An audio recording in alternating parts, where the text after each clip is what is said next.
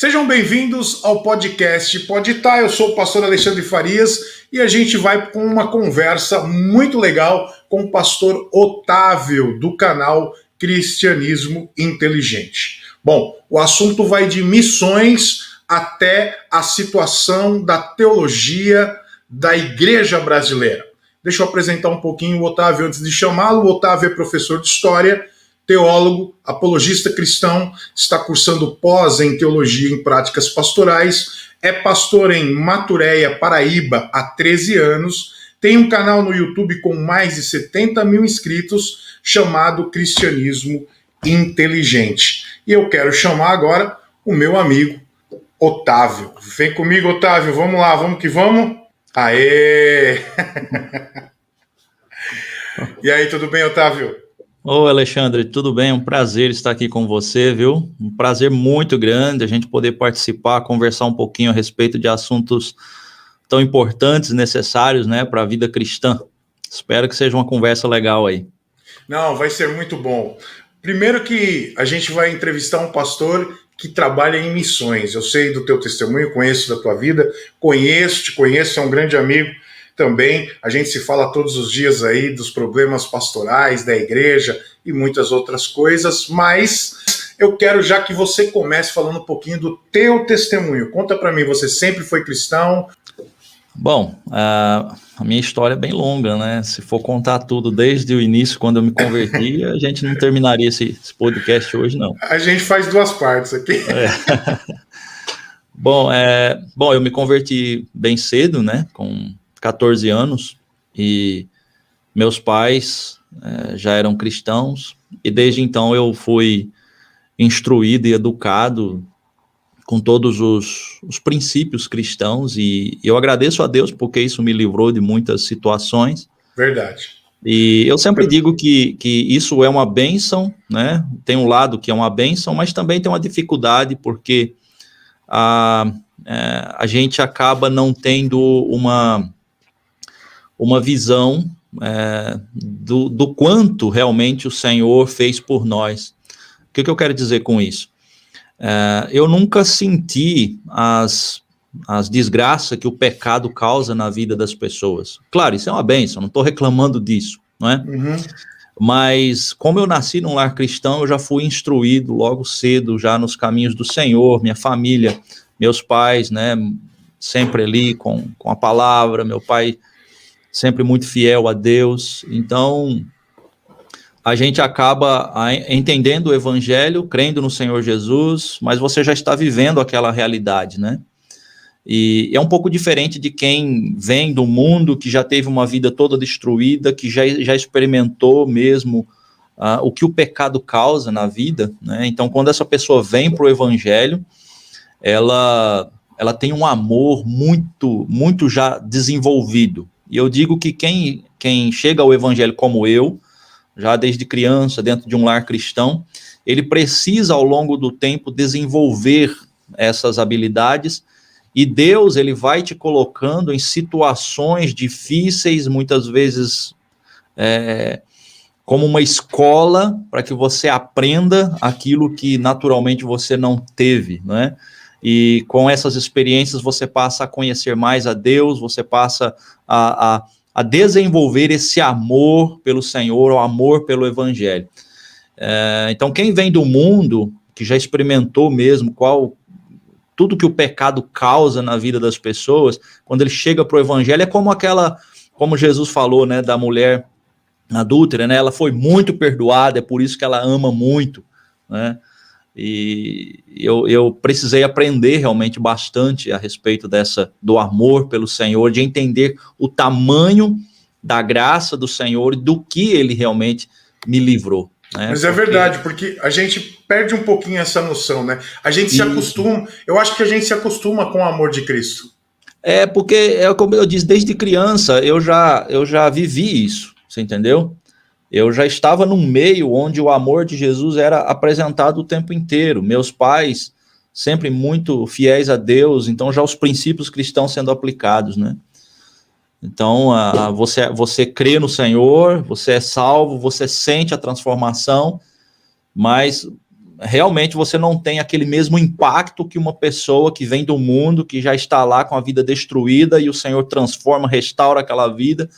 Então, o Senhor ele vai trabalhando a gente depois, ao longo do tempo, para que isso também aconteça e você tenha a mesma experiência de um compromisso, de um amor real pelo Senhor. Eu também nasci num lar cristão e sempre meus pais me levaram para a igreja. Eu agradeço muito a isso.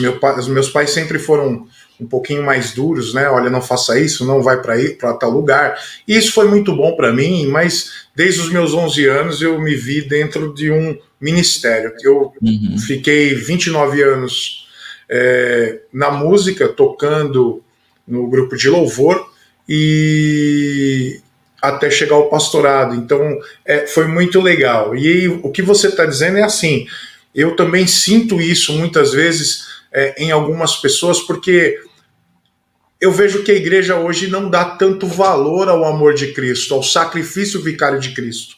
Sabe, você acostuma a ponto de falar assim, olha, eu não quero ir para o culto hoje, eu não quero fazer isso, eu não quero ler a Bíblia, eu não quero orar. Daqui a pouco o pessoal já não está fazendo mais nada, porque acostumou com esse relacionamento com Cristo, devido a não ter sentido que o outro lado também...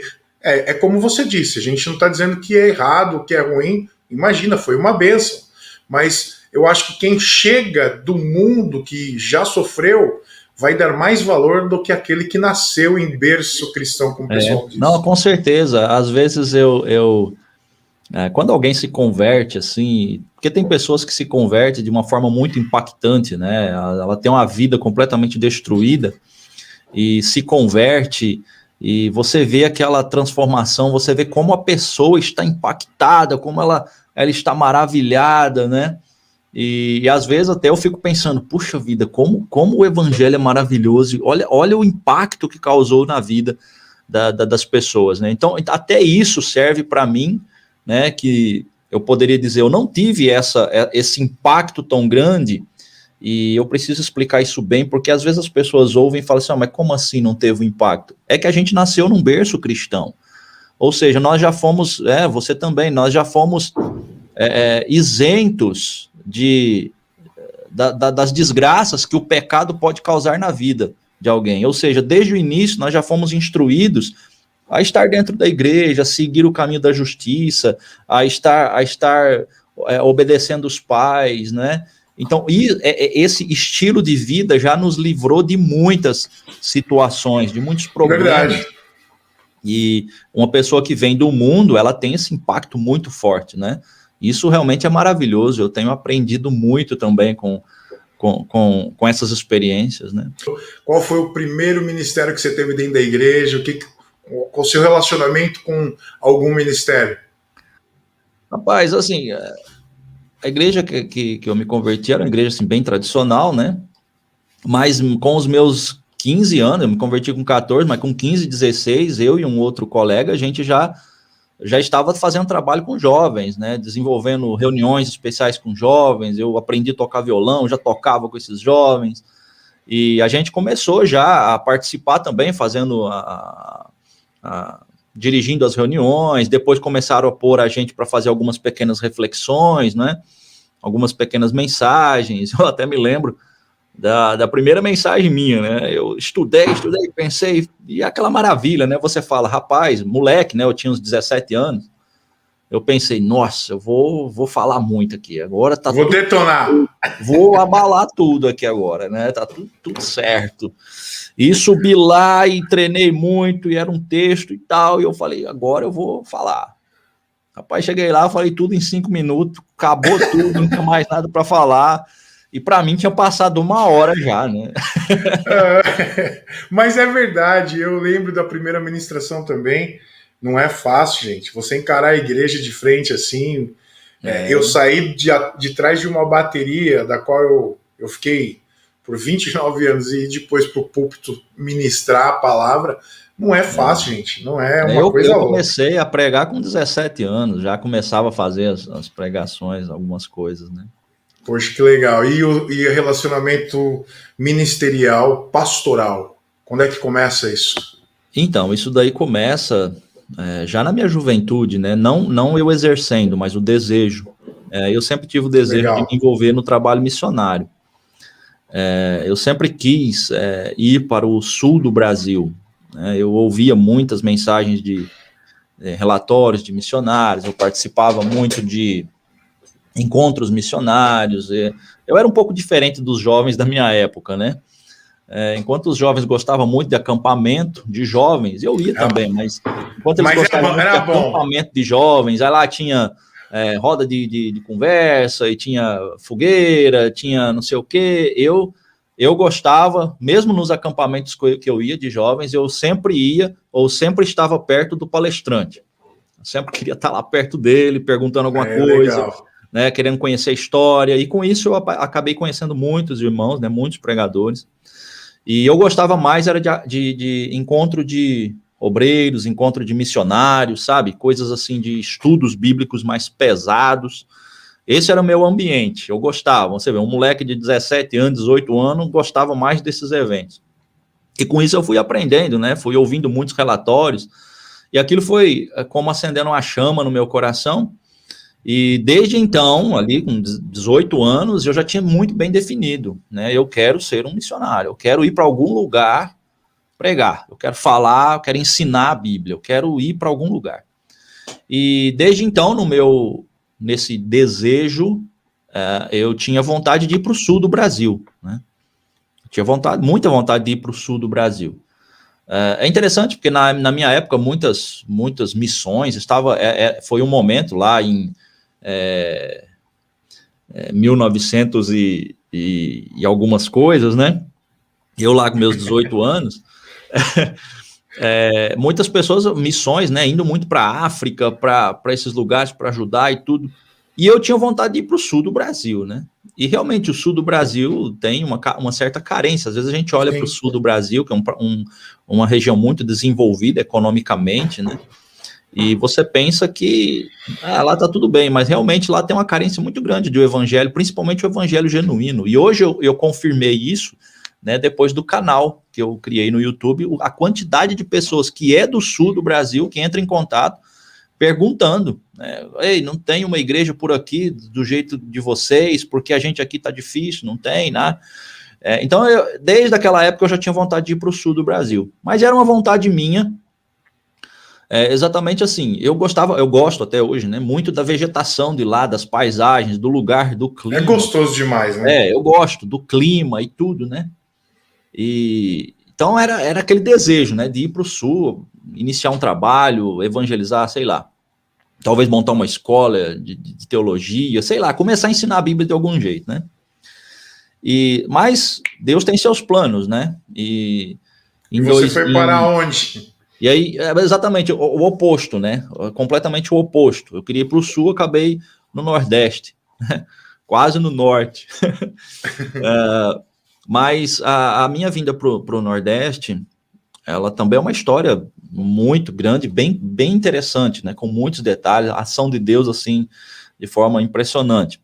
Eu vou resumir aqui para a gente ganhar tempo.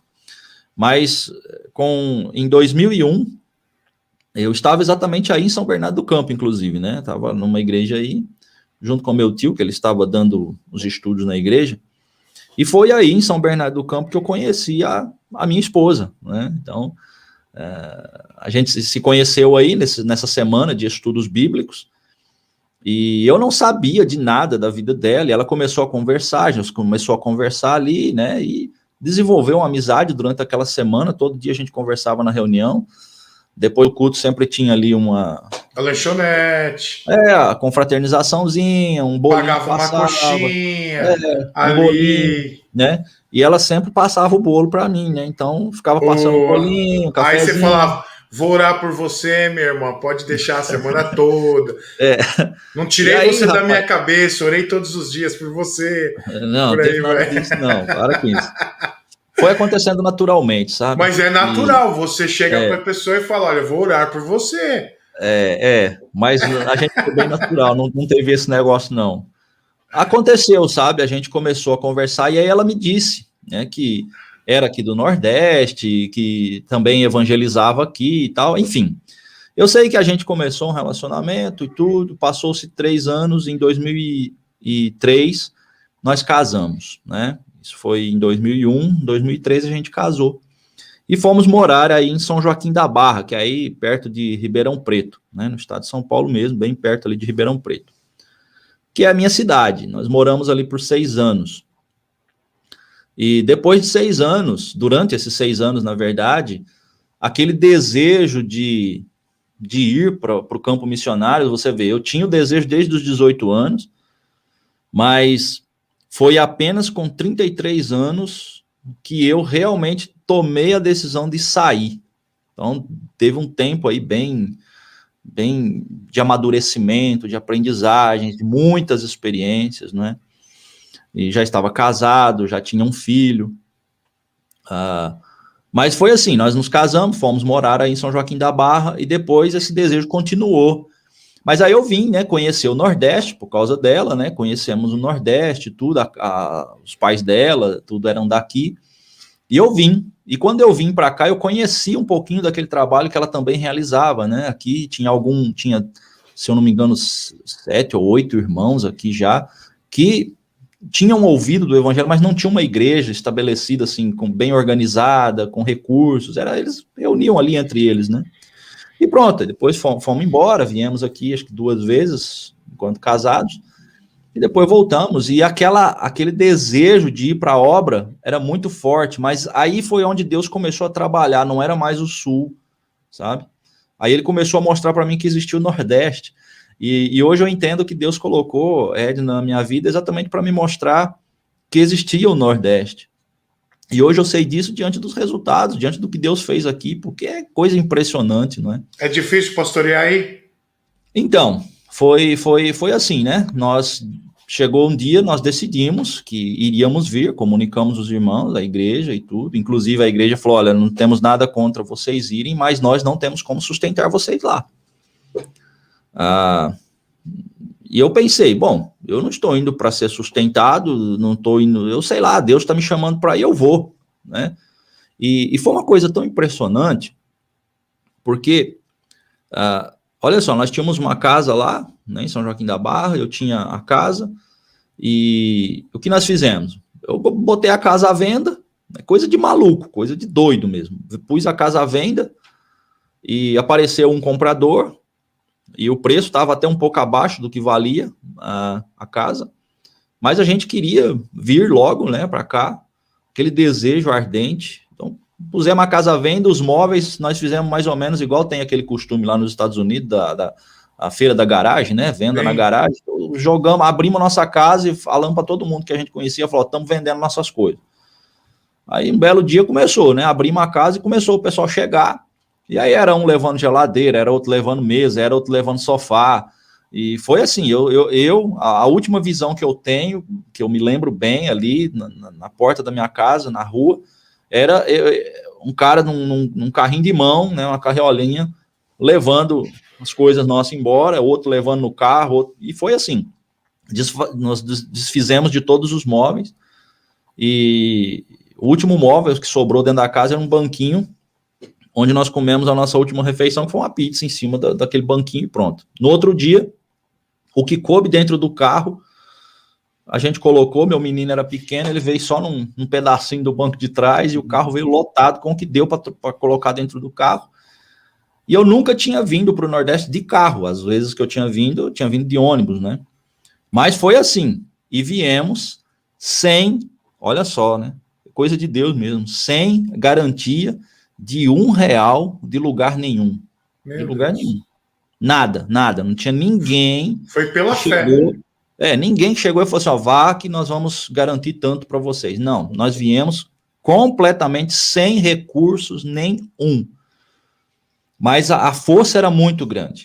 Era uma coisa que dominava, hoje eu sei, né, que é o poder do Espírito Santo que veio, abraçou, porque eu estava conversando com alguns irmãos da igreja hoje não, nessa semana, e eu falei, olha, lembrando desses fatos, eu falei, rapaz, é impressionante, porque hoje eu não tenho aquela força que eu tive naquele dia, né? Como o Senhor vem assim, ele te reveste, ele te capacita, porque eu tinha uma força que não tinha nada que me impedisse de vir. Para você ter uma ideia, o rapaz que queria comprar a casa, ele não tinha dinheiro para pagar tudo de uma vez. pois nós vendemos para ele pagar com mais 2 anos ainda, pagar por mês. Então você vê, a gente veio para cá sem recurso, né, garantido de lugar nenhum, e sem o dinheiro da casa. E foram morar onde? Mas em tudo Deus trabalhou, em tudo, até nisso, que as pessoas falam, vocês são malucos, até nisso Deus trabalhou e nos abençoou por causa disso. Nós chegamos em abril, né, dia 3 de abril de 2009, eu sou muito ruim de data, quem guarda a data é minha esposa. E assim que nós chegamos, a gente não tinha para onde ficar, nós ainda passamos uma semana na casa da minha sogra, num quartinho lá. E é uma coisa muito interessante, porque eu tenho que dizer isso, porque às vezes as pessoas falam assim, você foi para aí porque sua esposa era daí, né? Uhum. E isso é algo que não faz o menor sentido, porque, na verdade, Deus trabalhou no coração da minha esposa para que ela quisesse voltar para cá. Porque aqui não é um lugar que se queira vir, né? Inclusive, as irmãs dela, não tem nenhuma que mora aqui, a maioria mora tudo aí em São Bernardo, inclusive, né? Aí no Sudeste. Porque o lugar aqui é difícil. Então, nós viemos exatamente por causa do trabalho, né? Por causa da obra. E aí nós ficamos uma semana ainda lá na casa, uma semana ou 2, até a gente conseguir uma casinha, a gente alugou uma casinha, né?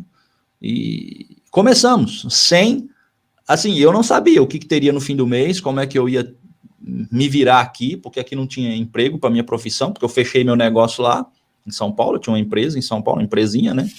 Eu trabalhava com meu pai, a gente trabalhava com publicidade, propaganda, plotagem de carro, adesivos, fachadas, essas coisas. Fechamos o negócio lá e eu vim, sem recurso nenhum, não tinha casa alugada lá, eu não tinha renda de lugar nenhum, né? E chegamos aqui assim.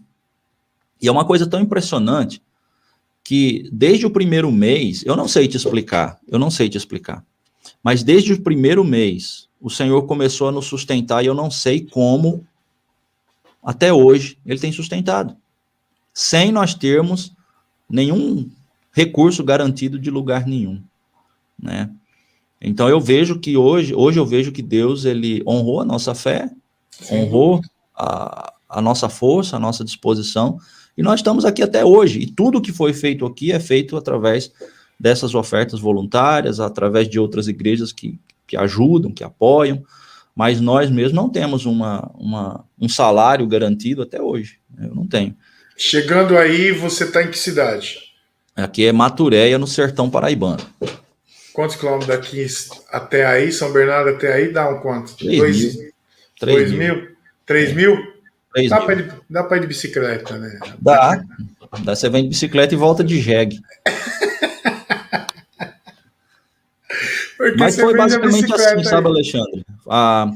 Aí a gente chegou e começou, né, a organizar, a organizar mesmo uma comunidade aqui, um grupo de irmãos, e começou a chegar pessoas e Chegando aí, vocês não tinham uma igreja já, ou vocês começaram um trabalho em... Não, tinha entre 8 e 10 irmãos, se eu não me engano, né? Tinha entre 8 e 10 irmãos, mas assim, eles não tinham estrutura nenhuma, era um salãozinho alugado, tinha 10 cadeiras dessas cadeiras brancas, era o que tinha. E ninguém para pastorear, ninguém para ensinar, não tinha ninguém? Não, eram soltos, né? Não reuniam assim constantemente, era uma coisa bem mais tranquila, mais entre eles mesmo, né? E tinha um irmão que ali tentava de vez em quando dar uma administradinha. Mas, no geral, não tinha uma estrutura, né? Era uma coisa bem familiar.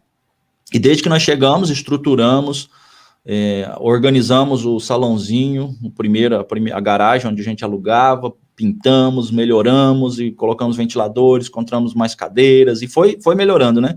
Hoje nós temos uma construção muito bem feita, você vê, em 13 anos que nós estamos aqui, uma construção muito bem feita, muito organizada, uma das melhores aqui da cidade, né? Bem arrumadinha mesmo, muito confortável, alto nível e, graças a Deus, num lugar onde não se tem recursos, a igreja não tem recurso, eu não ganho nada da igreja até hoje, né? Nunca peguei R$1 da igreja aqui. E é isso, né? Graças a Deus, hoje nós temos uma igreja grande, reconhecida na cidade, e é assim, Deus tem feito grandes coisas mesmo. Com certeza você deve ter passado algumas dificuldades aí no meio de tudo isso nesses 13 anos, né? Em relação a pastorear esse pessoal, o começo, o início, conseguir verbas para também estruturar a igreja. Fala um pouquinho disso. Como é que você conseguiu fazer tudo isso? Como é que você se manteve? Então, eu nunca pedi dinheiro, sabe? Nunca pedi dinheiro, nunca saí falando, olha, gente, estão precisando disso, estão precisando daquilo. A gente sempre orava e sempre Deus movia corações e pessoas e acabavam ajudando, né? As igrejas que sabiam do que estávamos fazendo aqui, e até hoje, né? Tem muitas pessoas que acabam ajudando, voluntários de todos os lugares. Graças a Deus por isso, né? Então, a gente sempre colocou diante do Senhor as necessidades, ele sempre sabe, e a gente descansou que ele supriria as nossas necessidades, e ele realmente tem feito isso até hoje.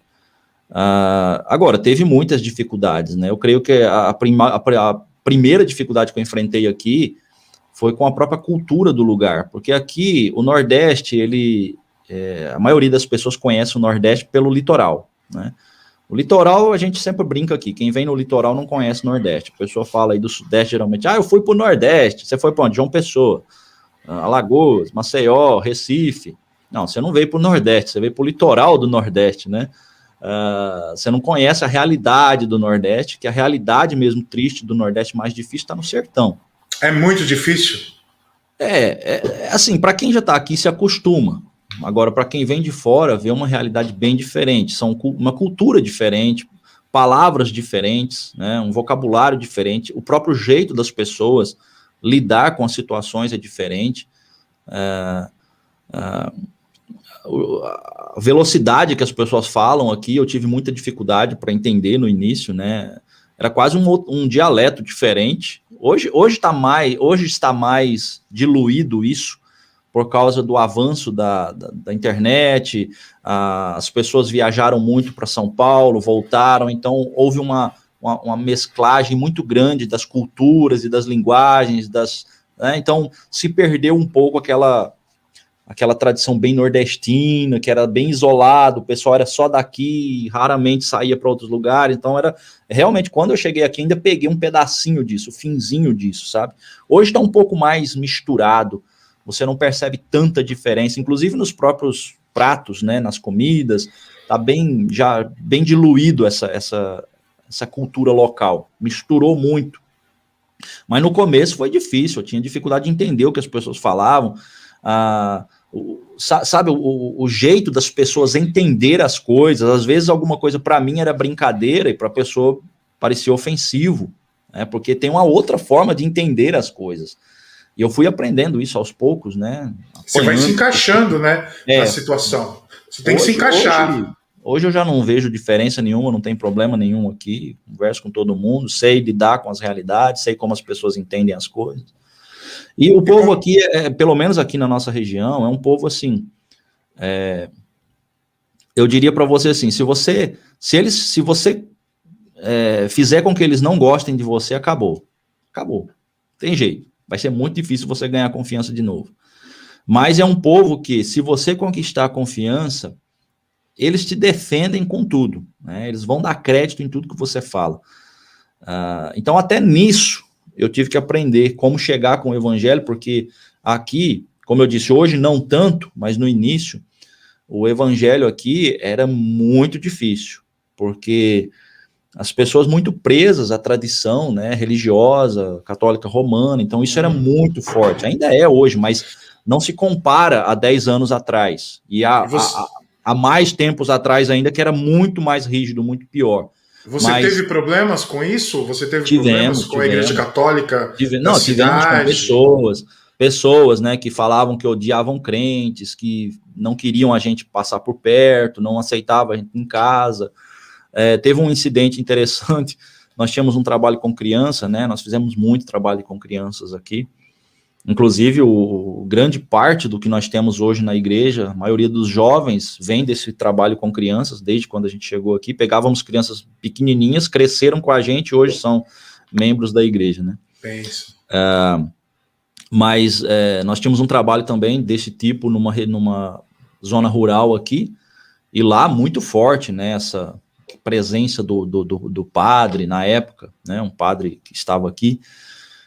E a gente começou a fazer um trabalho ali, a gente estava ganhando a comunidade, a gente fazia reuniões no sítio lá, juntava 40, 60 pessoas num culto evangélico. E isso foi fazendo com que as pessoas que iam na missa começassem a não ir mais. E o padre percebeu, né? Ele falou, pera, tem alguma coisa errada, nós estamos perdendo os nossos membros. Então, o que ele fez? Ele foi na casa de cada um, das pessoas da comunidade, e ameaçou, falou, se vocês continuarem enviando os filhos de vocês para esses crentes, ou se vocês ficarem indo nos cultos desses crentes, vocês não precisam vir mais na Igreja Católica Romana aqui, porque lá tinha uma capela, né? Tem até hoje. E essa ameaça, né, o povo muito tradicional, todo mundo, a família toda, então eles não estavam ainda preparados para enfrentar qualquer coisa pelo evangelho, porque eles ainda não tinham entendido o evangelho. Mas o evangelho estava transformando a vida deles. Mas depois dessa ameaça, acabou. Na semana da frente, a gente tinha 5 crianças. Né? A gente tinha sempre 40 crianças, toda semana. E desde então, o trabalho lá foi parando porque as pessoas não iam mais. Então, tivemos bastante oposições assim. Mas é interessante que a gente teve oposições também dos próprios grupos evangélicos que já tinham aqui. Caramba! Não vou citar nomes, mas... Não precisa. É um grupo, assim, muito grande, que tem em todo canto, mas eles não nos consideravam como igreja, né? A gente era uma garagezinha, como eles eram um grupo maior na cidade, né? Que eles dizem que tem o fogo, né? Assim, então, eles não nos consideravam como cristãos.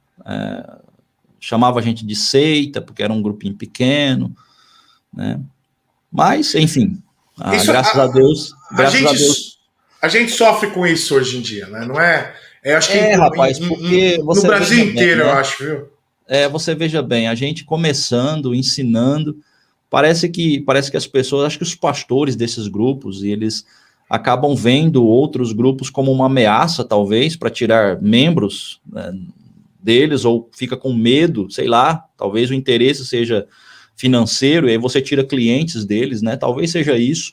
Exatamente. Mas, depreciavam a gente mesmo. Né? E graças a Deus, hoje, nós somos reconhecidos na cidade, respeitados, temos o nosso local de reuniões muito bem feito, muito estruturado, e isso aí passou, né? Mas é triste você ver que Sim. Um grupinho pequeno, com todo o sofrimento, com toda a dificuldade que a gente tinha, não tinha recurso nenhum, a igreja não tinha recurso, nós não pegávamos dízimo de ninguém, não pegava oferta de ninguém, até hoje nós não vivemos disso, né? E essas outras aí, em vez de talvez vir dar um apoio, ou pelo menos falar, olha, que bom que vocês estão chegando, não, parece que vê como concorrente, né? Isso exatamente. Aqui... Eu ando em alguns lugares, às vezes tem um bairro aqui em São Bernardo, que toda vez que eu passo ali, eu tenho um certo lugar lá, eu vou passar ali, só para ver se continua a mesma coisa. Cara, eu não consigo entender uma igreja do lado da outra.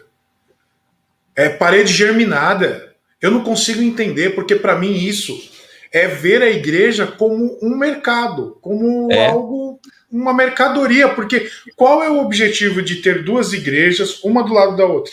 Pois é, tem tantos lugares sem, não é? O evangelho não é assim, o evangelho a gente não está aqui para concorrer. Como é que eu vou trazer o evangelho, uma palavra melhor que o cara do lado, sabe? Ou se junta com o cara, ou procura outro lugar.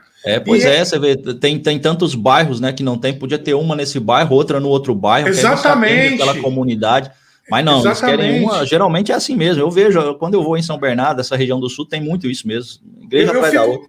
Eu fico tentando entender a cabeça do pastor, porque, sinceramente, quem chegou ao ponto de alugar aquele lugar não foram os membros, mas foi o pastor. Quer dizer, poxa, se eu chego num lugar do lado da onde tem um salão para alugar, tem uma igreja... Já não tem alguém ali falando, né? Exatamente. Parece que o evangelho se tornou um produto. Mas é um produto, infelizmente. Eu vendo melhor que o outro, então o pessoal daqui da igreja daqui a pouco. Eu só fico virou imaginando meio de vida. Eu só fico imaginando na hora do louvor. Né? O cara tá cantando, o outro tá pregando. Aí eu boto o grupo de louvor e atrapalho o culto do outro cara. Para ele germinada. Não é assim 2, 3, 4 casas depois. É uma do lado da outra. Mas é porque a igreja virou empresa, virou meio de vida dos pastores, né? Então, infelizmente, A pessoa está desempregada, ou então ela não está muito contente onde ela está vendo que o pastor está pegando o dízimo do povo, o que ele faz? Rapaz, vou montar uma para mim. Aí vai lá, aluga um salão e monta e começa a pegar dízimo do povo. Exatamente. Eu estava conversando essa semana, aliás, domingo agora, nós terminamos a reunião, eu conversando com alguns jovens, e eles falando a respeito dessas questões, de como está bagunçado esse negócio de igreja, né? Como virou comércio mesmo. E eu estava falando com eles, falei, olha, você quer ver uma coisa? Se tirasse o dízimo das igrejas, não tem mais dízimo, 99% das igrejas fechavam, os pastores iam caçar outra coisa para fazer. Né? Porque a gente entende que a igreja precisa dos recursos e é obrigação dos membros ajudar, suprir as necessidades, mas a gente sabe, não dá para negar isso, que hoje as coisas estão invertidas. Claro. A maioria hoje dos pastores estão atrás dos membros, e quanto mais membro tiver, melhor, porque quanto mais membro, mais dízimo. Infelizmente, essa é a realidade. E aí colocar o medo, né? Se você não dizimar, vai acontecer isso na tua vida, vai acontecer isso no seu trabalho, você vai perder o teu trabalho. Se você não chegar ao ponto de honrar o teu pastor, quem recebe você não é Jesus, é o anjo. Semear na vida do pastor, né? Tem muito isso agora. Semear no meu ministério, semear na vida do pastor. É uma palhaçada mesmo. Exatamente. E o que eu acho que a igreja precisa é olhar para a palavra de Deus como um evangelho de semear uma boa nova, não algo que possa trazer lucro. Infelizmente o evangelho está sendo levado dessa forma. Perdeu-se o propósito completamente. Justamente, perdeu-se o propósito. Igreja hoje não é mais...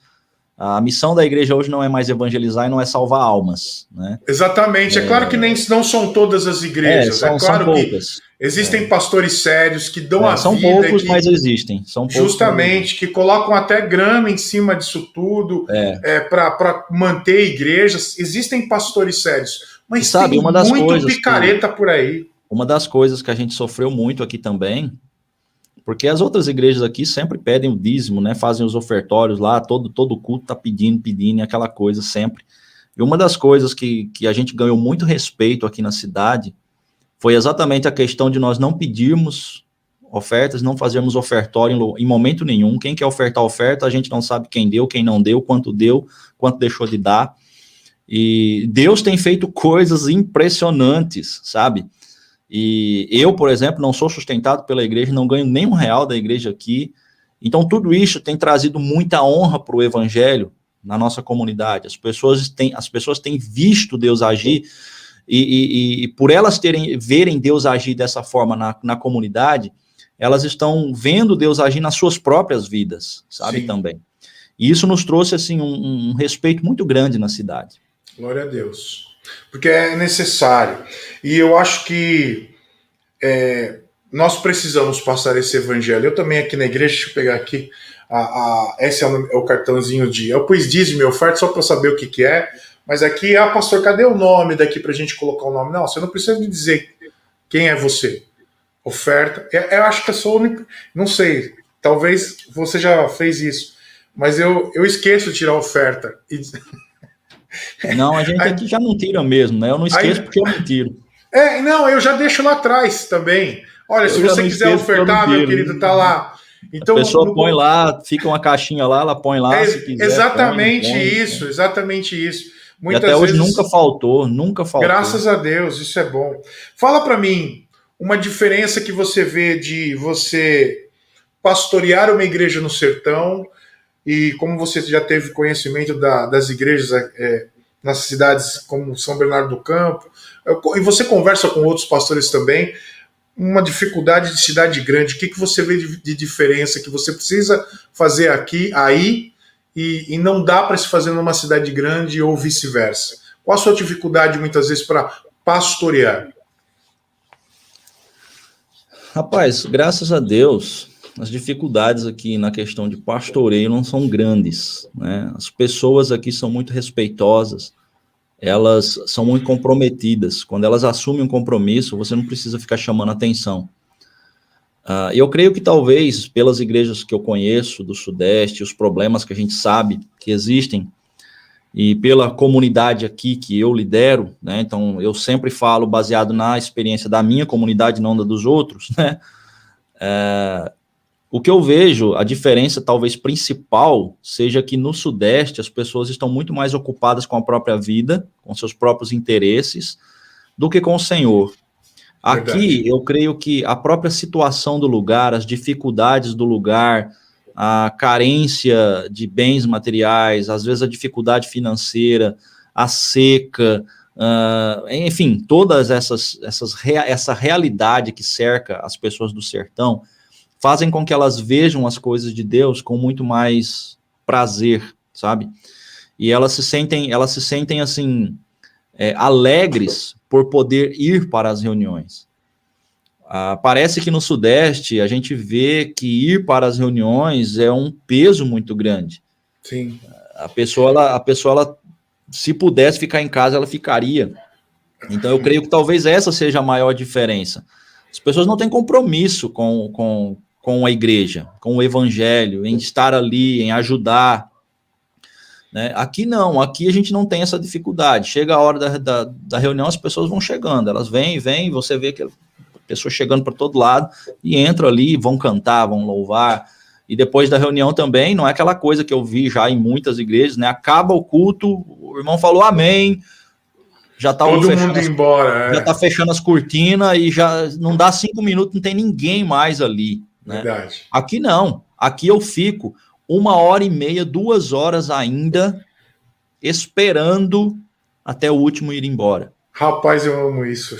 E é uma conversa, um conversa com o outro, conversa com o outro. E isso agora, na pandemia, porque a gente não está servindo o chazinho no fundo, que a gente sempre serve, o chazinho com biscoitinho, com bolacha, porque era mais tempo ainda, né? Então, você vê que as pessoas elas têm um prazer de estarem ali juntas umas com as outras. Então, eu creio que a grande diferença é exatamente esse amor, esse compromisso, essa vontade de aprender, de estar junto com outros irmãos. Seria a comunhão. Aqui é mais forte do que as que eu vejo no Sudeste. Aqui é difícil demais você ter uma comunhão com os irmãos muitas vezes. Não estou falando da minha igreja, mas estou falando das igrejas que eu conheço, que a gente vai, que a gente ministra, que a gente sabe no final do culto, muitas vezes vamos embora, tá na hora, tudo. É claro que com a pandemia aqui, nesse momento, nós tínhamos até algo que chamava comunhão, né? Comunhão mesmo. Então, cada um trazia um prato, a gente colocava aqui no fundo da igreja, e no final a gente comia ali juntos, batia o papo. A gente fazia isso muito, aqui chama junta panela aqui. A gente juntava todo mundo no domingo, geralmente no domingo no almoço, e fazia aquele almoço bonito. Aliás, o pessoal já está querendo fazer. Eu falei, calma, gente, calma que vai chegar a hora. E a gente fazia isso, e a gente chama comunhão, né? E cada um fazia, nós não temos lanchonete aqui, nós não vendíamos. E eu vou explicar o porquê. Eu acho interessante falar sobre isso, que talvez alguns pastores tenham lanchonetes na igreja. Uma vez eu fui ministrar em uma igreja e vi uma menina chorando, uma criança chorando no final do culto. E a lanchonete ficava logo na saída da igreja. E eu perguntei para ela, falou assim, eu vi ela chorando e a mãe estava ali, ela estava esperando alguém para ir embora. E a menina chorando, e aí eu perguntei para a mãe, ela tá doentinha, né? Porque ela chorava. Falou, não, pastor, não é nada, não. Aí eu falei, mas ela não tá bem? Eu falei, não, você tá precisando de alguma coisa? Não. Aí ela falou assim, ela tá chorando porque eu não trouxe dinheiro para comprar chicletes hoje. 20 centavos. Aí eu peguei tanto de dinheiro lá, comprei vários chicletes, enchi a mão dela, falou, abre a mãozinha, leva para casa e chupa chiclete e bala até dizer chega. Daquele dia para cá, eu vim conversando com a minha esposa, eu falei, quantas crianças vão embora sem poder comer aquilo que tem na lanchonete? A coxinha, a empadinha, o suco. Então, nós resolvemos fazer isso. Aqui aconteceu uma coisa bem interessante logo no início, né? Porque a nossa prática aqui sempre é essa, mas aconteceu assim. Chegava o dia do aniversário do trabalho, né? A gente sempre faz um evento especial, então geralmente a gente convida outras igrejas de fora que tem comunhão com a gente, convida as igrejas daqui também, até aquelas que no começo desprezavam a gente convida, né? E alguns vêm, né? Hoje, graças a Deus, tirou um pouco essa impressão que tinha, mas ainda se consideram superiores, mas já melhorou bastante. Mas aí a gente fazia, né? Então juntava ali 80 pessoas. Pelo menos chamam vocês de irmãos, né? Alguns, não todos. Mas aí juntava ali 90 pessoas, 100 pessoas, né? Para um momento. E a gente fazia no sábado e domingo. A gente sempre faz no sábado e domingo. Aliás, esse ano que não teve por causa da pandemia. Esse ano e o ano passado. Aí convida sempre um palestrante de fora, algum irmão que a gente conhece, né? Que seja sério também. E vem e ajuda a gente, dá as mensagens. E aí vem, junta o pessoal todo, né? E a gente faz no sábado e no domingo. E a gente dá o lanche, né? Faz um jantar à noite, depois da reunião. Então, tem a reunião à noite, no sábado. Então, nós fazemos tem a reunião às 3 horas no sábado, aí tem um lanche. Aí faz a outra reunião 8 horas, entre 7 e 8. Aí, 8h30, uma janta. Para todo mundo, de graça. Pegamos nenhum real de ninguém, não fazemos ofertório, não passamos caixinha de oferta para suprir nada. As pessoas que estão ali, elas chegam, ouvem, podem comer à vontade e vão embora sem gastar R$1. E no domingo a mesma coisa. Domingo de manhã a gente faz a reunião 9 horas, aí dá o almoço, um almoço para 90 pessoas ali, almoço caprichado, não é marmitinha com arroz e feijão, não. Caprichado mesmo, as irmãs se preparam, aquela coisa bonita. Faz a reunião da noite, dá um lanche ainda à noite, tudo de graça. Aí um irmão, uma vez, num desses grupos, né, porque eles também fazem, e falou, rapaz, vocês fazem tudo de graça, né? Que coisa bonita. E aí um dia eles fizeram, né? E convidaram a gente para ir pro evento deles. E aí nós fomos. Os irmãozinhos nossos, tudo simples, foram tudo feliz, né? Chegou lá, vai ter lanche depois da reunião. Chegou lá, tinha que pagar o lanche. Todo lanche tem que pagar. Eles ficaram tristes, rapaz. Nosso grupinho ficou triste. Falou, rapaz, a gente faz tudo. Eu falei, para vocês verem como é que Deus tem nos abençoado e como nós somos gratos a Deus por Ele nos fazer ter essa visão, né, e nos dar os recursos para fazer tudo isso. E essas experiências, assim, faz com que os irmãos aqui fiquem, assim, glorificando a Deus, né. Ele reconheça a igreja que tem, né? Porque, eu não sei aí, mas muitas vezes a gente vê muitos irmãos de igrejas sempre valorizando o outro pastor, a outra igreja, o outro grupo de louvor. Então tem muita gente que vai na conversa, vai nas mensagens de pastores conhecidos, aqueles, né, pastores pops que a gente vê. Aí eu sempre pergunto para elas assim, olha, deixa eu dizer uma coisa para você, se você ficar doente, quem é o pastor que vai na tua casa? É esse pastor aí? Então começa a valorizar o teu pastor. Pois é. Porque é ele, Alexandre, que vai à tua casa. Sabe, a gente aqui teve tantas experiências, coisas assim marcantes, tanto na minha vida, que me fez crescer espiritualmente, muito, como também na igreja.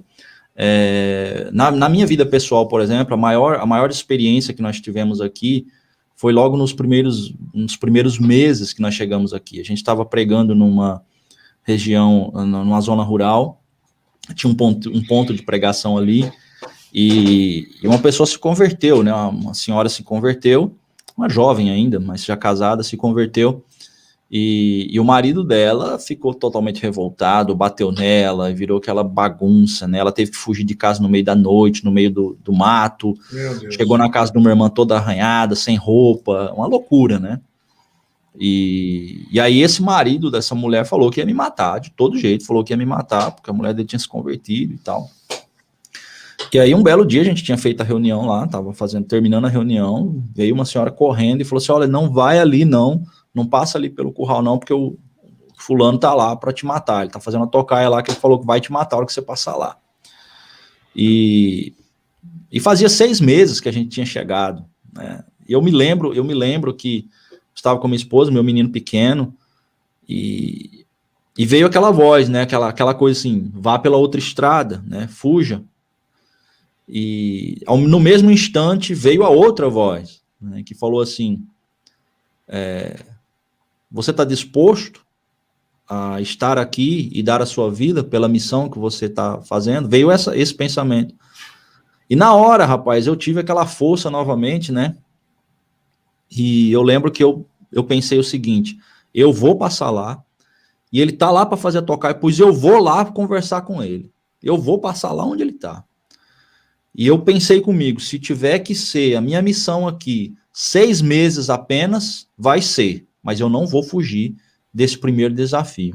Aí eu passei lá e ele estava realmente transtornado.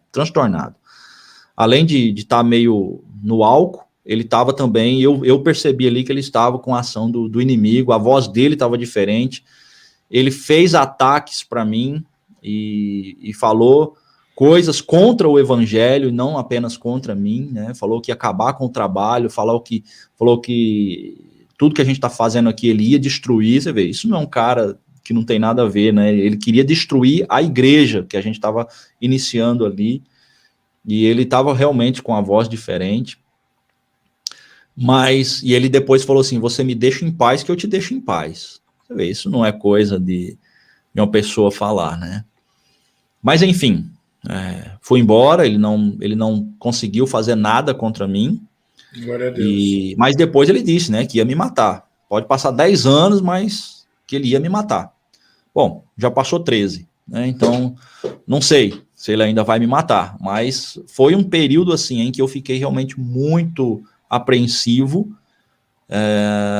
Às vezes tinha dias que eu sonhava com ele entrando dentro de casa e pegando a mim, pegando meus meninos, meu menino, minha esposa.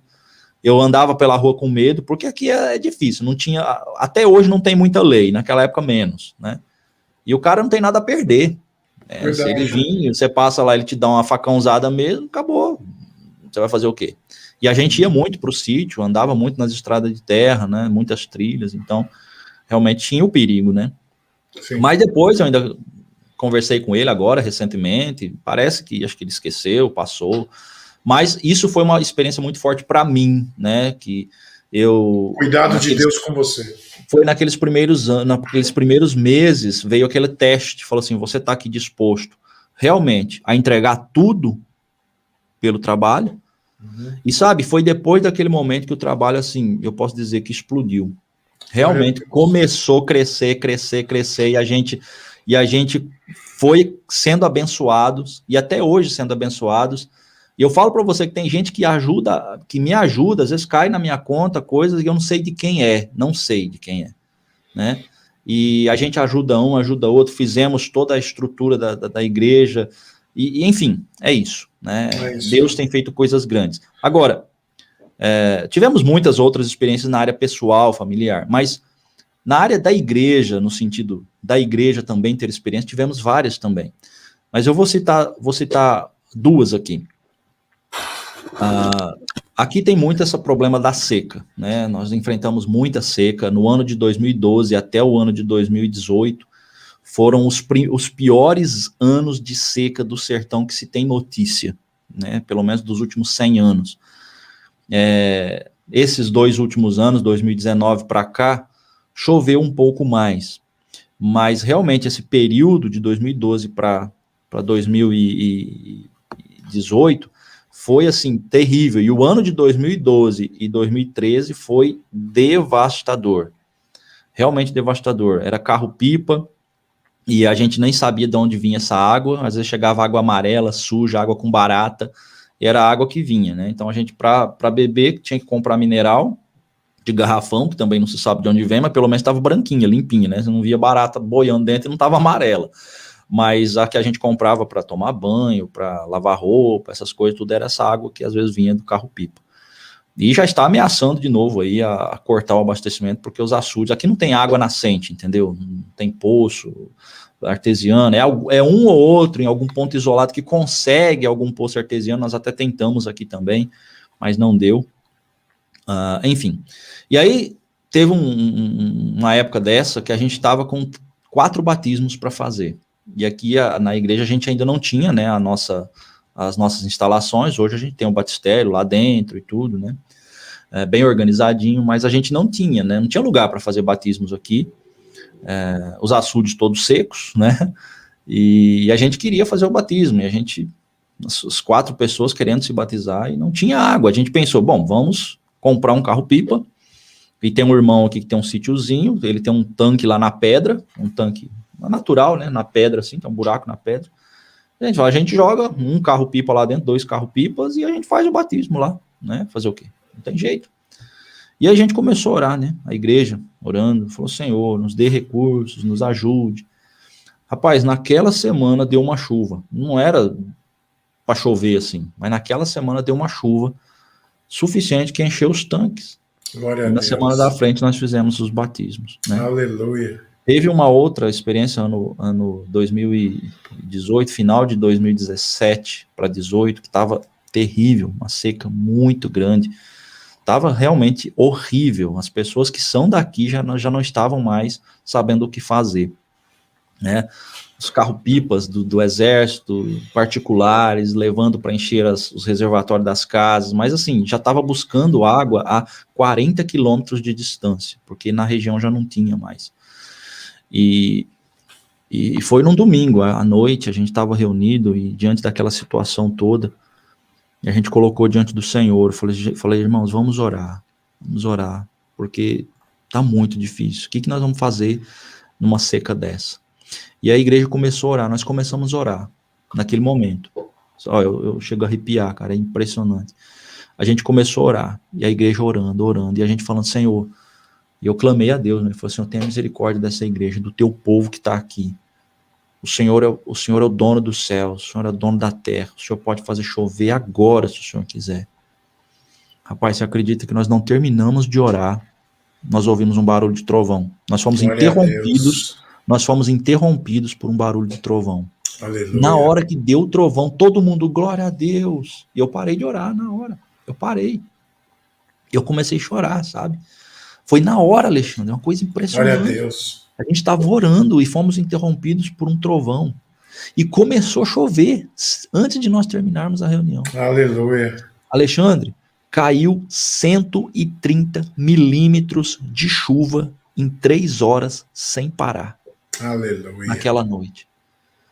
Foi Glória impressionante. Começou a vazar água no fundo, porque a nossa construção, o salão da igreja tem um barranco no fundo, e foi juntando água no barranco, começou a sair água pelas tomadas. Eu precisei desligar a energia, porque começou a subir água e sair água pelas tomadas das salinhas do fundo, né? A gente tem as salinhas de aula no fundo, e foi alagando tudo, alagando, e a gente ficou preso por 3 horas dentro do salão, sem poder ninguém ir embora, por causa da chuva que não parava. E os açudes que estavam secos, ficou no meio de água, naquela chuva. Glória e foi a Deus. Aquela chuva que fez com que as coisas se normalizassem até passar o ano.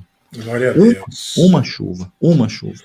E não era época de chuva, e toda vez a gente chegava nas reuniões e a gente ficava comentando com os irmãos e olhando para o céu para ver se via no horizonte relâmpagos, porque aqui é muito comum isso, ficar olhando para o poente lá, para o horizonte, para ver se vê algum relâmpago e tal. E antes da gente começar a reunião, o céu estrelado, e a gente falando da situação, falei, irmãos, o que nós vamos fazer?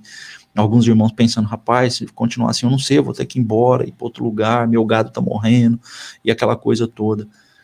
E o céu estrelado, e a gente orando. Começamos a orar, fomos interrompidos pelo trovão e a chuva começou. Aquilo ali foi uma experiência para a igreja, assim, que até eu me arrepio todo, cara. Glória a Deus. Né?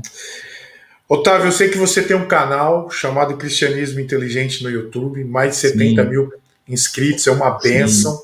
Fala um pouquinho de como é que você começou esse canal. Rapaz, deu na telha, vamos começar um canal no YouTube? Não foi bem assim, não. Já estamos chegando a 80 mil agora, né? Tá faltando Glória a Deus, cara. Mas é um trabalho bem difícil, né? Com certeza difícil. E já convido o pessoal que está assistindo para se inscrever no canal. aqui na descrição do Podtar vai estar também o link do canal do Pastor Otávio, Cristianismo Inteligente. Serão bem-vindos lá. Faz 6 anos que eu comecei o canal. E eu comecei exatamente com o desejo de passar um pouquinho para as pessoas aquilo que a gente ensina gratuitamente aqui para as pessoas, né? A gente também não cobra nada. A gente passar esse conhecimento para alcançar mais pessoas. E graças a Deus foi alcançando. E aos pouquinhos as pessoas foram chegando, foram conhecendo, e hoje estamos aí, já tá faltando um pouquinho aí para chegar a 80 mil na data de hoje. Glória a Deus. Só que assim, né, a gente sabe muito bem como é que é. Fala da tua experiência. O pessoal gosta de teologia mesmo ou gosta de treta, meu amigo? Não gosto de teologia, não. Geralmente é assim. Os caras gostam de vídeo de treta, é um respondendo pro outro. Não é isso? Infelizmente. O público cristão tem um grande problema nessa geração, né? A maioria, e quando eu digo maioria, é maioria mesmo, não está interessado em aprender realmente das Escrituras. Aliás, se você observar o que se fala nas igrejas, na maioria das igrejas hoje, é sempre mensagens vazias, é coisas antropocêntricas, é sempre o homem que está no centro. Você acha que as igrejas estão assim? Você acha que as igrejas estão com mensagem mais coaches do que teológicas? Sim. A maioria dos pastores hoje estão adotando essas técnicas. Por quê? Porque como eu falei no começo, parece que eles estão vendo as pessoas não como irmãos em Cristo, como pessoas para serem guiadas como noiva de Cristo, mas como clientes, como potenciais clientes, né? Então, você tem que atrair esses clientes, você tem que manter essas pessoas ali dentro, e para que essas pessoas te deem dinheiro, você tem que, de alguma forma, dar o que elas querem. E o que as pessoas hoje querem é palavras de bem-estar, é para levantar a moral.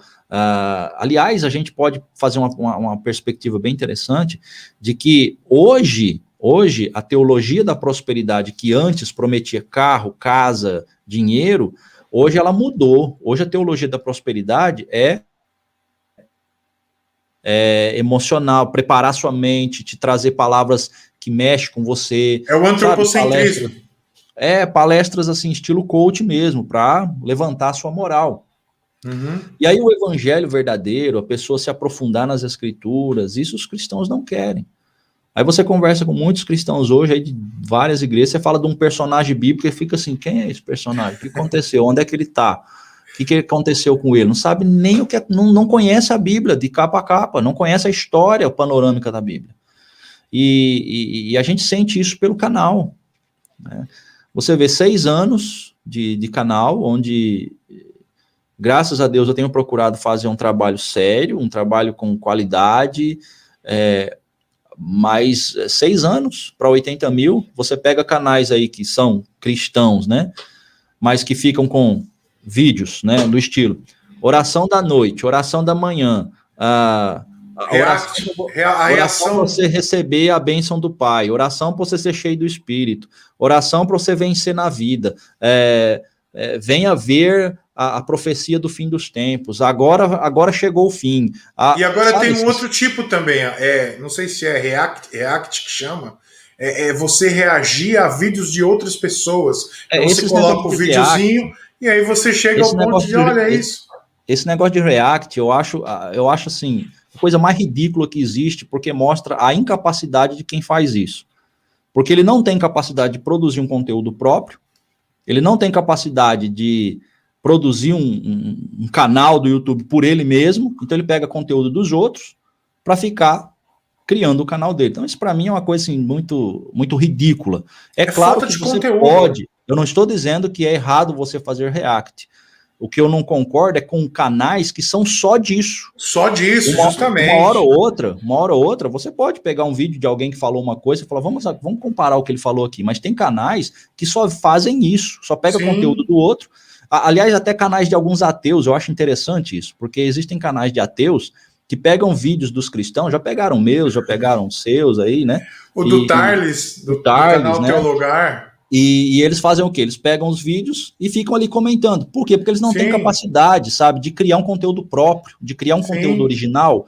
Então eles precisam sugar dos outros, são sanguessugas, né? Ficam ali vivendo às custas dos outros. Mas voltando à questão dos conteúdos cristãos, você pega esse tipo de conteúdo aí, vídeos para vencer, para dar tudo certo, enfim, né? Oração da manhã, oração da noite, como se oração fosse suficiente. Você assistir um vídeo de alguém orando, como se aquela oração fosse suficiente para você. Quem tem que orar é você. Exatamente. Quem tem que orar é você. As pessoas estão atrás de um misticismo, estão atrás de coisas fáceis. Eles querem um guru, na realidade. As pessoas, os crentes hoje, eles não querem aprender, eles não querem ter um relacionamento com Deus, eles não querem gastar energia tendo um relacionamento com Deus, então eles querem o quê? Terceirizar isso. Justo. Eu preciso de uma oração. Vai no YouTube procurar alguém que está fazendo uma oração. Gente, Exatamente. vai você orar, não é? Justamente. Não que a pessoa não possa orar por você, mas um vídeo genérico do YouTube, uma pessoa que está fazendo uma oração ali, porque ela na verdade sabe que vocês vão atrás disso, e ela está atrás de views mesmo, Sim. Né? E aí você acha que uma oração que alguém faz ali de forma genérica vai surtir efeito na sua vida? Sim. Então, infelizmente, é isso. Aí você tem aqueles vídeos sensacionalistas, né, que só fala de profecia, que só fala de coisas do fim do mundo, e as pessoas estão tudo desesperadas atrás disso. E vamos lá, tem uma senhora no YouTube que já foi no inferno, não sei quantas vezes, mas eu sei qual é, não fala não, eu sei, não vale a pena. Nem precisa falar que o pessoal sabe, mas ela foi umas 10 vezes no inferno, eu acho que o pessoal não quis ela lá, falou, volta, porque não tem lugar pra você, não. Não dá não. Essa mulher, se você pegar os vídeos dessa mulher, os views que ela tem em cada vídeo, tá de brincadeira. Se você comparar os inscritos, é uma loucura disso. E nesse caso como é que as pessoas escutam uma mulher dessa? Nesse caso aí, eu acho que até as pessoas estão inscritas para ver as barbaridades. Justamente. Chega a ser tão ridículo que as pessoas assistem para ver de como é ridículo. Exatamente. Mas, no geral, as pessoas, os cristãos, não estão interessados em questões profundas. Se você faz um vídeo de treta, um vídeo de confusão, um vídeo que você está rebatendo uma heresia, ou um vídeo que você está condenando, você está falando lá, fulano e tal falou isso, pronto, aí tem mais views.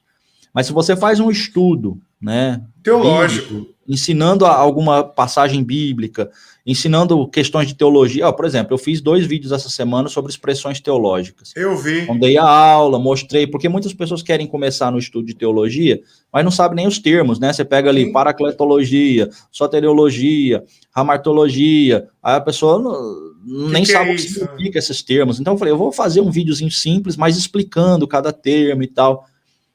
Você viu, eu tenho 80 mil inscritos, um vídeo com 300 views. E geralmente tá assim, se você entrar no meu canal, você vai ver que a maioria dos vídeos não passa de 1.000, 2.000, né, esses últimos vídeos. E quanto mais profundo você faz o vídeo, menos interesse as pessoas têm. Você acha que isso tudo é um resultado de uma geração fast food? Sim, eu tinha uma professora no seminário, que ela falava assim, que nós vivemos a geração Nissim Miojo. Eles querem tudo pronto em 3 minutos. Justamente. Né? Se você observar os vídeos do YouTube, a maioria das pessoas assistem no máximo 3 minutos. E olha lá. Sim. Olha por lá. Isso que talvez o TikTok faz tanto sucesso. E também tem o Kawaii, eu acho que também. São vídeos de 1 minuto, pronto, acabou. Quer dizer, como é que você vai falar um assunto relevante em 1 minuto? Fica muito difícil. Não, é impossível. Mas as pessoas não conseguem, eles não suportam ouvir informações por mais de 3 minutos. Alguns não chegam a 1 minuto e já estão saindo do vídeo. Sim. Né? Então, como que uma pessoa vai formar a sua mente na teologia, no cristianismo, entender se ela não consegue passar mais do que 1 minuto ouvindo um argumento? A questão é que ela acha que ela já tem argumento. A maioria dos cristãos acham que já sabem tudo. Eles não precisam aprender mais nada, porque já está lá com a sua crença. Aliás, hoje todo mundo é teólogo, né? O cara, teólogo do Face, Twitter... ainda quando compra, né, um comentário bíblico, uma bíblia de estudo, ou então assiste alguns vídeos do YouTube e já começa aí nos comentários. Exatamente. Te corrigindo, falando que tá errado. Quando você vê, a pessoa tá dando argumentos ali que você fala, gente, de onde ela tirou isso? E tudo isso é reflexo do quê? De uma geração de 3 minutos. Uma geração que, assim, não quer estudar, não quer aprender, precisa de uma oração, vai pro YouTube procurar alguém que tá orando por ela, porque ela não sabe orar, né?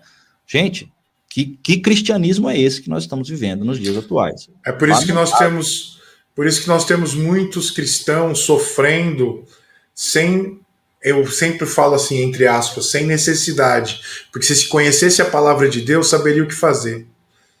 Mas o grande problema é que às vezes você manda um áudio de 1 minuto e meio, 2, nossa, WhatsApp, 1 minuto, meu Deus, vou escutar isso não, 2 minutos, aí os caras querem pregação de daqui a pouco 15 minutos, 10 minutos, o louvor 2 horas, igual cantar o Instagram, é bom demais, louvor é bom demais, mas e a palavra, gente? E a palavra? Não tem como. Uma vez eu fui pregar num culto, e aí fui pregar num culto, tá me escutando? Tô, é a caixinha que deu problema aqui. Tá, joia. Eu fui pregar num culto, de 6 horas começou o culto, me deram a palavra 9 horas da noite. Aí, só louvor. Cantou. Grupo de louvor não, a banda, os jovens, as irmãs, círculo de oração, triângulo de oração, quadrado de oração, os irmãos lá do fundo, os irmãos aqui da frente, família do pastor, o papagaio do pastor. E aí, 9 horas, o pastor veio e falou assim: olha, irmão, é 9 horas, tenho que acabar o culto às 9h15. Desse jeito. Então, eu acabei 15 para as 10, a minha pregação. Você sabe o que eu fiz? Você sabe o que eu fiz uma vez? Aconteceu isso aí. Me chamaram para ir pregar numa igreja aí no Rio de Janeiro até. E aí você vê, cara, eu tô mais de 3 mil quilômetros, 3 mil quilômetros aí, né, daqui aí no Sudeste. Aí saí daqui, fui para João Pessoa, daqui a João Pessoa são 300 quilômetros, eu vou de carro, deixo meu carro no aeroporto, deixo minha família aqui, pego o avião, vou para o Rio de Janeiro, chego lá, espero alguém vir me buscar, aquele transtorno todo, para ir na igreja dar o estudo. Aí primeira reunião no sábado, cantaram, desse jeito aí, cantaram. Aí passaram para mim, né? Aí obviamente eu perguntei, irmão, quanto tempo eu tenho? 15 minutos. Rapaz, eu falei assim, na hora eu pensei, cara, peraí, eu saí de casa, eu me esforcei tanto, não tô ganhando nada para estar aqui, porque a gente não cobra para pregar, não. Justamente. Eu não tô ganhando nada para vir aqui. Exatamente. Né?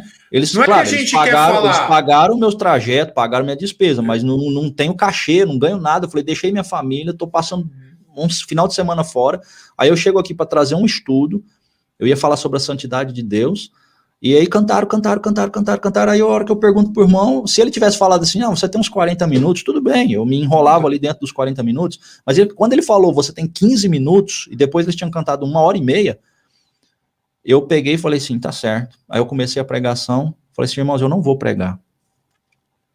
Eu não vou pregar, porque eu não acho justo falar sobre a santidade de Deus, que é algo tão grande, tão profundo, em 15 minutos. Não dá, sendo que teve 1h30, quase 2 horas, só de cânticos. Sim.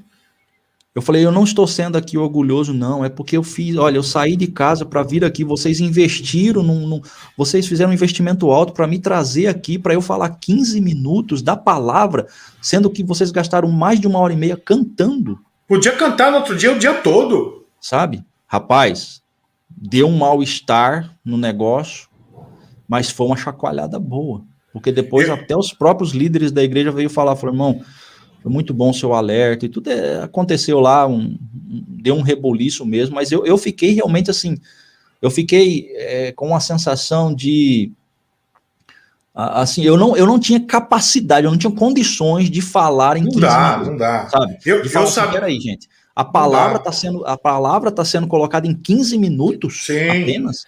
Olha, eu nunca mais voltei naquela igreja, mas eu levantei e falei, irmãos, é o seguinte, o culto de vocês normalmente acaba 9h15, mas vocês estão cantando desde as 6. Eu vou entregar o que Deus me deu, se aí os irmãos quiserem ficar, amém, se não, mas é a seguinte, não tem repleplé, é palavra de Deus, então abra a Bíblia aí, e aí eu comecei. Porque, poxa, não é que a gente é orgulhoso que a gente quer sair falando um monte, é a palavra de Deus, sabe? Não vou vender Tupperware. Sabe, eu acho o seguinte, você cantou 1h30, no mínimo, dê mais 1h30 para a palavra. No mínimo, pelo menos aí 1h, 40 aí você minutos. Pega 15 minutos, eu falei, cara, o que eu vou falar em 15 minutos sobre a santidade de Deus? Exatamente. Não dá. Aí eu falei só os 15 minutos mesmo que ele tinha me dado, né, dentro ali do que eu estava expondo. Falei, gente, com Deus não se brinca. Nós estamos brincando de igreja, né? E aí, graças a Deus, depois deu resultado isso, né? Mas é o que está vivendo, é o que o cristianismo de hoje, né? Não é? Você vai para as igrejas hoje, é show, worship, né? E as pessoas choram, emocionadas, pregando lá com fumaça, luzes, música de fundo e palavras. Parece mais uma palestra TED, cara. Não, e o mais interessante, você falou do worship. Palestra TED, mas espera aí, dentro da igreja não dá, né? Você falou do worship, é assim, eles não conseguem escutar 2 minutos de palavra. Vai, vamos pôr um pouquinho mais, vamos chutar alto, vai. 5 minutos, 10 minutos de palavra a mais, mas canta 2 frases em 15 minutos no worship. Fica repetindo, 15 minutos. Repete 1000 vezes a mesma palavra no worship, né? Isso aí não é problema. Tem a rádio Tempo de Viver, eu gosto do worship. Alguns worships são legais, bons, mas tem worship que eu não coloco lá, porque o cara canta 3 frases, 12 minutos. Não, para você ver como tá degradado a coisa. Isso é mantra. Para você ver como tá degradado o evangelho, que a gente vê isso até nas músicas, não é só na pregação. Sim. Né? Não estou dizendo que a gente tem que cantar, que a gente precisa ficar cantando músicas de 40, 50 anos atrás, mas que são hinos bonitos e que têm mensagens cristocêntricas. E tem teologia, né? E tem teologia. Você vê ali que tem uma lição, e você não vê nos hinos antigos. Você pega hinos do cantor cristão, da harpa, né? Enfim, de hinários antigos e tradicionais. Você pega a letra dos hinos, é uma mensagem. Sim. E você não encontra nesses textos mensagem com uma teologia antropocêntrica. Exatamente. É sempre de Cristo para mim, no sentido de que ele me deu a salvação e agora o que eu faço para ele. O meu menino é que lidera o grupo de louvor e às vezes as músicas que a gente toca é grande, porque ele vive. Aí ele fala, irmãos, eu sou velhinho também, sou novo, mas sou velho. Por quê? Porque eu falo para eles, olha, eu ajudo eles a escolherem algumas músicas e falo assim, olha, algumas músicas não dá para tocar. Algumas músicas dá, algumas músicas não dá. Mas eles sempre pegam Adhemar de Campos, que é um poeta, né? Um poeta da música no sentido teológico da palavra. Baruch também tem músicas boas. Você pega alguns cantores que tem palavra de Deus. Sim. Mas tem outros que não dá, filho, porque... tem uns que são tristes mesmo. Harmonia em cima de harmonia, em cima de harmonia e 2 frases, então não dá. Exatamente. Então hoje tem hinos, a gente canta também, né? Muitos hinos atuais, a maioria é hinos atuais. Agora, a gente analisa a letra, porque ela tem que ter mensagem. Exatamente. Tem que ter mensagem. Então você percebe que não é só as mensagens que mudaram, mas as próprias músicas mudaram. Não tem mais Cristo, né? Você vê, Cristo é só um objeto de fé. Já estão chamando Deus de você e daqui a pouco meu camarada. Se bobear é meu camarada. É complicado o negócio, cara, sabe? Então, tem umas que já tá pedindo para Deus mandar. Ó, tô te mandando fazer porque eu tenho direito. E aí você vê isso refletido pelos vídeos do YouTube. Você pega esses canais com o Evangelho Água com Açúcar, sabe? Onde passa a mão na cabecinha da pessoa, não, vai dar tudo certo na sua vida. Milhões de visualizações. Você escuta assim, Deus escreve a tua história, mas você é a borracha que pode apagar cada absurdo, que Deus escreveu. E por aí vai. Aí você vai nesses vídeos, tem lá milhões de views. Sim, as pessoas estão atrás disso. Mas você pega uma mensagem lá de um pregador sério, que está falando uma mensagem cristocêntrica. Sim. Você vai ter lá 1000 views se tiver muito. Sim. Tá aí o Augusto Nicodemos Lopes agora com uma mensagem, eu não assisti ainda, quero assistir, em relação à pátria, que tá dando buchicho. Eu não assisti ainda. Eu vi um pedacinho já, antes daqui da live eu tava vendo um pedacinho. Então, eu saí de atrasado de casa e falei, rapaz, vou dar uma assistida. Mas olha os comentários, gente. Pelo amor de Deus, tem um cara que falou assim, olha, eu não assisti ainda, mas eu acho que esse pastor é esquerdopata. Quer dizer, o cara não assistiu, o cara não tem como... Não, o que mais tem é isso aí, a gente que comenta pelo título, cara, nem assiste. Exatamente. Já sai tirando conclusões, né? Exatamente. É a geração fast food. Vivemos um cristianismo muito, muito ruim, muito ruim. Vamos pro bate-bola agora. Tem um bate-bola que sempre não pode estar. Eu falo algo, você responde de bate-pronto. Levanta a bola, você... eu não sou bom de bater bola, não. Mas é fácil, vamos lá. Um livro da Bíblia. Um livro da Bíblia, cara, é difícil demais, homem. Nada, homem. Livro da Bíblia que você mais gosta... Ixi, cara, não Eu, tem por não. exemplo, eu gosto de Gênesis, mas Você gosta de Gênesis. Não, eu eu nunca gosto parei de... para pensar, não, num livro assim, falar assim, porque se eu falar um, eu vou falar, mas e o outro? Aí eu falo, mas e o outro? E o outro? E o outro? Mas um, rapaz, fala um, pelo menos assim, que Não. você chama mais atenção. Seria Lucas e Atos, pela questão histórica, né? Então Por ser pronto. historiador. Vamos ficar com Atos, então. Beleza, uma tradução da Bíblia. Ixi, cara, eu sou muito. Eu uso todas. Eu uso todas. Olha Eu como é que eu também tenho todas uso. as traduções. Eu Não, tenho eu todas. também uso.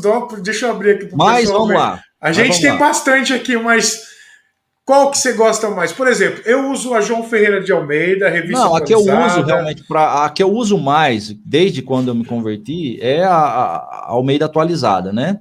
Tem a nova Eu, Almeida agora, mas eu gosto demais da NVI, gosto da NVT, da ah, NVT eu estou usando bastante é, também. até a ACF eu uso também, a King James Fiel, embora eu não gosto muito das traduções, do jeito que eles traduzem, as palavras, enfim, deixa um pouco a desejar, mas eu gosto de todas, então, se for para eu escolher, falar assim, a Bíblia que você usa todo dia, bom, eu uso, pelo menos até hoje, a que eu uso mesmo é a Bíblia Shed, que é de estudo, e ela é atualizada, né, a Almeida atualizada.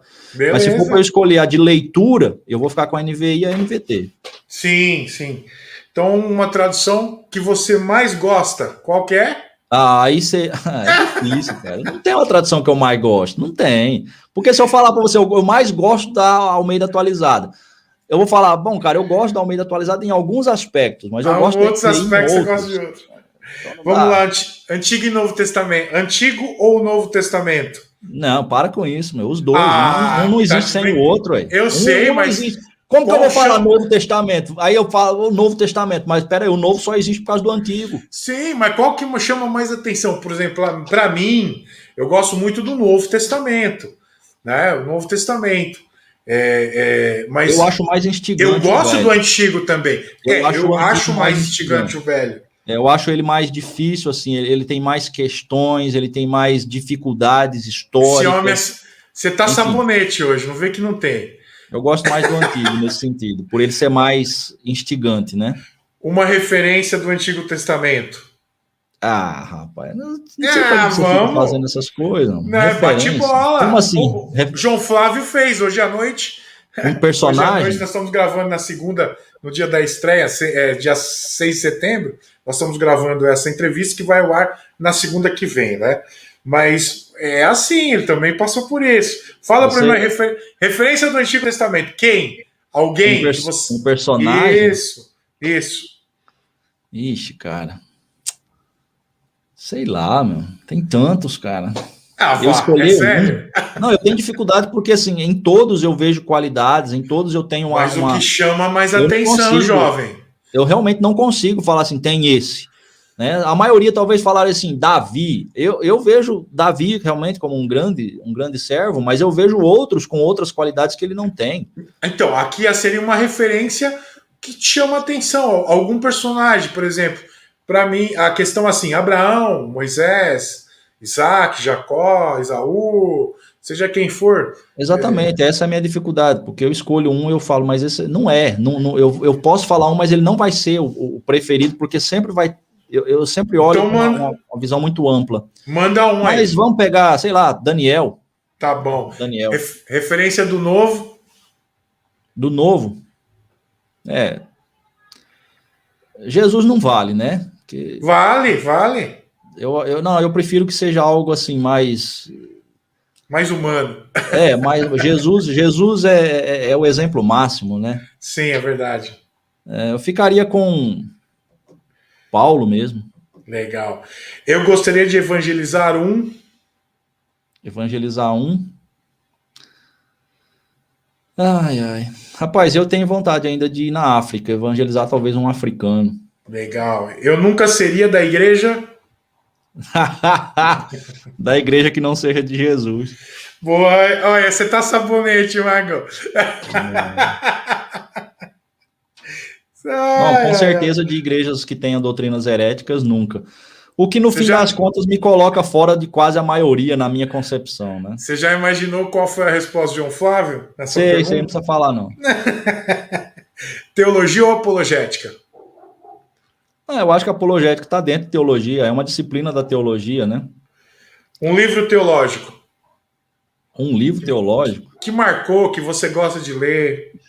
História do cristianismo. E um livro apologético? Rapaz, para falar a verdade, eu tenho uns aqui que é do William Craig, né? Lenny Craig. Em Guarda. Em Guarda, muito bom. E eu assisti uma palestra quando ele lançou esse livro em São Paulo. Muito bom. Eu gostaria de debater com... Ninguém, não gosta de debate. Bolacha ou biscoito? Peraí, velho. Peraí.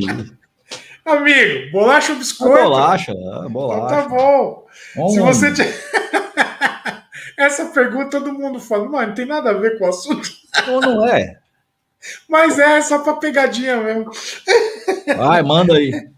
Se você tivesse a oportunidade de entrar no túnel do tempo, para onde você gostaria de ir? Qual é o tempo que você gostaria? Eu vou para tal lugar. Qual é o tempo? Eu acho que eu iria para aquele tempo dos avivamentos, né, que houve na época de Jonathan Edwards, Spurgeon, sei lá, eu acho que eu iria para essa época. Legal. Se eu me arrependo de... Eu me arrependo de não ter, sei lá, de talvez não ter me dedicado mais no estudo teológico quando eu era mais jovem, embora eu tenha feito, mas eu deveria ter feito mais. Legal. Se você fosse escrever um livro nesse momento, qual seria o assunto ou o título? Ainda vou escrever. Esse aí tá fácil. Escravos do legalismo. Boa. E quem você gostaria de ver entrevistado no Pode Tá? Tarles. É isso aí. Otávio, obrigado pela sua participação. Já acabou? Já, você viu como foi rápido? 1h30. Eu só espero, assim, ter abençoado a sua vida com a participação aqui no Pode Tá. Com certeza foi muito bom escutar as suas histórias, as suas experiências pastorais, as experiências culturais e os teus testemunhos. Eu acho que isso edifica a vida de um cristão, me edificou a minha vida e com certeza vai edificar de muita gente. Eu quero que você dê as suas considerações finais aí para o nosso Pode Tá. Bom, quero agradecer, né, primeiramente a oportunidade, agradecer o Alexandre, a gente já tem aí de longo tempo, né, uma amizade, de vez em quando a gente tá aí, de vez em quando sempre, né, a gente tá conversando pelos WhatsApp, e agradecer, né, por essa oportunidade, agradecer pelo que Deus tem feito nas nossas vidas, agradecer pelos contatos que a gente tem pelo canal, pelas pessoas que são abençoadas, né, e agradecer até pelos haters, né, que às vezes existem aí nos nossos canais, porque eles também fazem a gente pensar, né? Às vezes eles apontam alguns erros, alguns problemas, e a gente fala, de repente, ele está certo. E como Paulo fala, nem tudo dá graças, e a gente vai dando graças a Deus por tudo. Né? Então, é isso. Espero que as pessoas que ouçam possam ser edificadas de alguma forma, porque essa é a nossa intenção. Legal, Otávio, muito obrigado pela sua participação. Deus abençoe a sua vida. Bom, pessoal, é o seguinte, esse é o Pode Tá. Entrevistas teológicas, apologéticas, algumas polêmicas, alguns assuntos que são necessários que a igreja precisa saber. Aqui, o Pode Tá, se você ainda não conhece, Pode de podcast, T de teologia, A de apologética. Toda segunda-feira, uma entrevista aqui nova, você pode dar a sua opinião nos comentários e também eu quero convidar você para ir ao canal parceiro, que também é o meu, tá bom? O canal Influenciando Gerações. Um canal parceiro, vai lá, ali você tem vídeos teológicos e apologéticos e com certeza vai ser uma bênção ter você por lá também. Vou deixar aqui na inscrição tanto o link do canal Influenciando Gerações, como também o canal do Pastor Otávio, Cristianismo Inteligente. Até mais, Deus abençoe, até o próximo Pode Tá.